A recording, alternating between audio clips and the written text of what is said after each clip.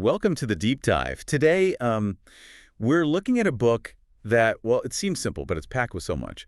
The Little Prince. That's right, by Antoine de Saint-Exupéry. And it's not just about life lessons, is it?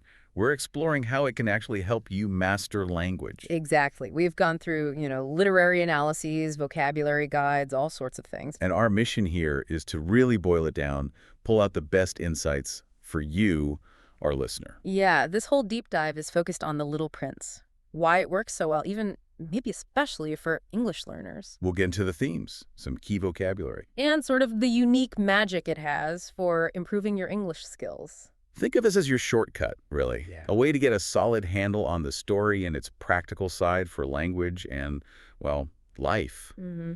So let's jump right in. What is it about this book that makes it so powerful, particularly for someone learning English? Well, I think one of the most striking things is how simple the language appears. Short sentences, pretty accessible vocabulary. Right, not intimidating like some classics can be. Not at all. But the ideas underneath, they're incredibly profound. It kind of shows you that you don't need a massive vocabulary to talk about really deep things. So it's accessible but meaningful. That's a great combo for learning. It really is. And the second thing is its universal appeal. It's often shelved with children's books, but honestly, it hits adults just as hard, maybe harder. Oh, definitely. I reread it recently and it felt completely different. Exactly. It makes you ask big questions, doesn't it? Like, what really matters? Why do grown-ups lose that sense of imagination? What's real love about? And it does all that using relatively straightforward English. Precisely. Which makes it, and this is the third point, a kind of gold mine for everyday English, especially for expressing feelings, emotions, abstract thoughts clearly. So it builds emotional vocabulary almost naturally. Yeah, it gives you the context. It's not just learning a word like tame, it's understanding it through the story. Okay, that makes a lot of sense. Now, for anyone listening who maybe hasn't read it or it's been a while, could you give us a quick sort of flyby of the story? Sure thing.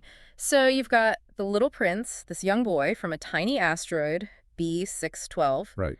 and he decides to explore the universe, so he travels from planet to planet. And meets all these strange grown-ups. Exactly. Each one is kind of stuck in their own little world, their own strange way of thinking.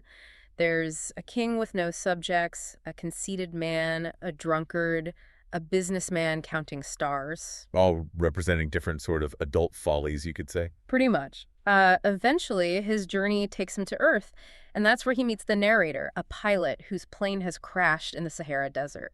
And the story is told from the pilot's point of view. Mostly, yes. Hmm. The pilot is stranded, trying to fix his plane, and suddenly this little boy appears. The pilot listens as the little prince tells him about his travels. And about his home planet, right, and the rose. Yes, especially the rose. He talks about this flower he loves, this single rose on his planet that he left behind because, well, he didn't really understand her, or perhaps himself at the time. Ah, the complexities of relationship. He misses her terribly. And through these conversations in the desert, the pilot and you, the reader, along with him, start to figure out, what really matters in life. Sounds quite philosophical. It is, but it's also poetic and funny and quite sad in parts. It's full of these, like the book says, little lessons for the heart and the mind. Little lessons for the heart and the mind. I like that. It really captures it. Okay, so beyond the plot, let's dig into those themes. Because you mentioned they connect directly to language learning too. They really do. Let's take three big ones. First, there's this constant tension between imagination and reality. Ah, the drawings. The hat versus the boa constrictor digesting an elephant. Exactly. That's the perfect example. Adults in the book, they tend to demand concrete explanations. They lose that ability to see beyond the surface. They sub hat. You need things to be sensible? Right. And Saint-Exupéry writes, all grown-ups were once children, but only few of them remember it. Oof, that hits home. Right. So how does that relate to learning English? Well, it's about allowing yourself to be creative, right? When you're learning a language, you can get so focused on grammar rules, on not making mistakes. Perfectionism. Yeah. And this theme kind of encourages you to play with the language.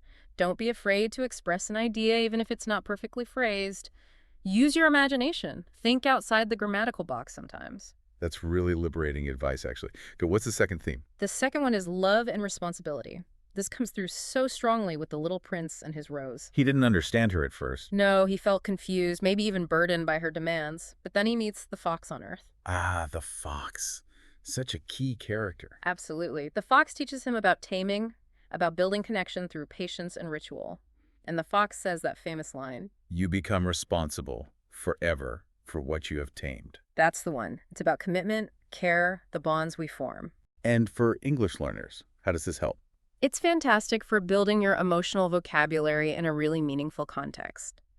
Think about the words involved. Tame, trust, care, responsibility, connection, loyalty, devotion.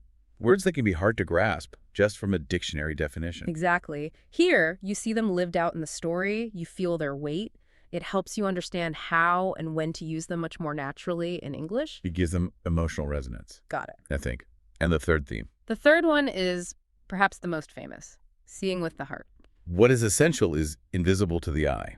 You got it. That line sums it up perfectly. It's this idea that the most important things, love, friendship, beauty, kindness, you can't see them physically. They're felt, understood internally. Right. They have an intrinsic value that goes beyond just appearances or, measurable facts. And the language learning connection here. It's a reminder not to get too bogged down in just the mechanics of English. Yes, grammar is important, vocabulary is important, but language is also about feeling. The invisible parts. Kind of. The tone, the mood, the rhythm, the emotion behind the words. This theme encourages you to listen with your heart as well as your mind, to trust your intuition about what feels right, what sounds natural. Don't just analyze, but also feel the language. Exactly. It makes the learning process much richer, I think. That's really insightful. Okay, so we have these deep themes. How can someone listening take this and, practically use the book to improve their English? Vocabulary seems like a good place to start. Definitely. And what's great is how these seemingly simple words gain so much weight in the story. Let's pick out a few key ones. First, tame. Which we mentioned with the fox. Right. And it doesn't just mean domesticating an animal here. It's about building trust, creating a unique bond. It requires patience.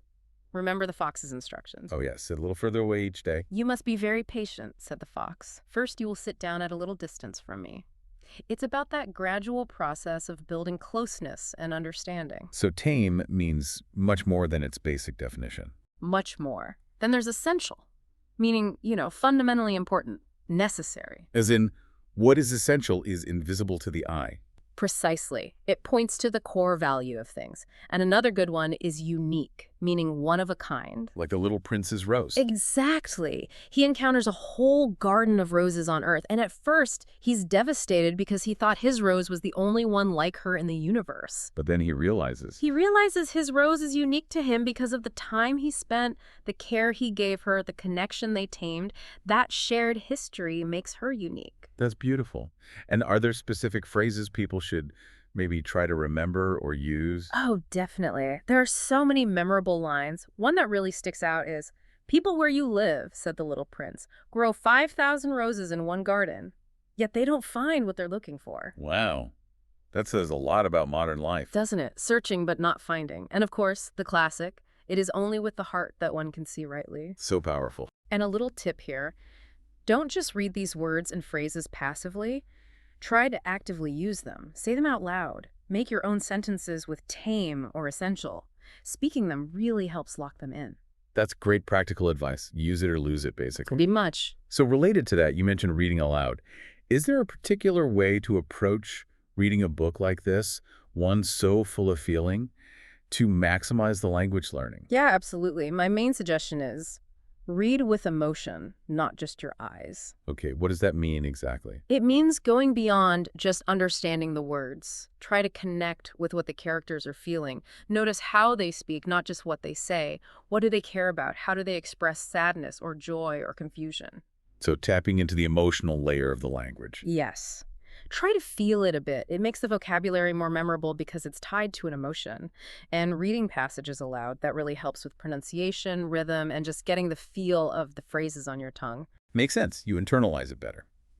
So as we start to wrap up this deep dive, we always like to leave our listeners with something to think about, to engage with the material themselves. Right, make it personal.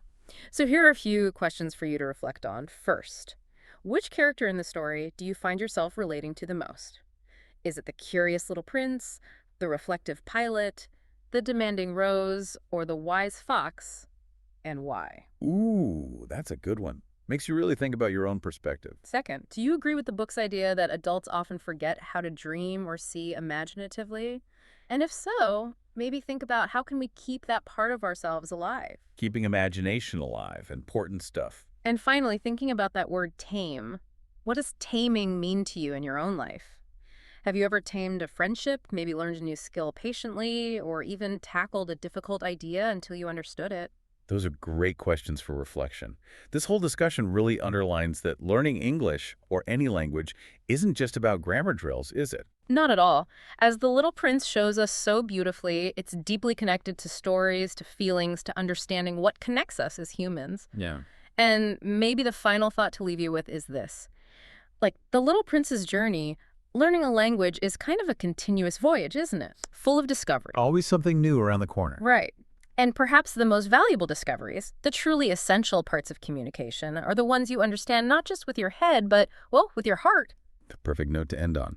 Until next time, keep reading, keep dreaming, and keep learning with your heart.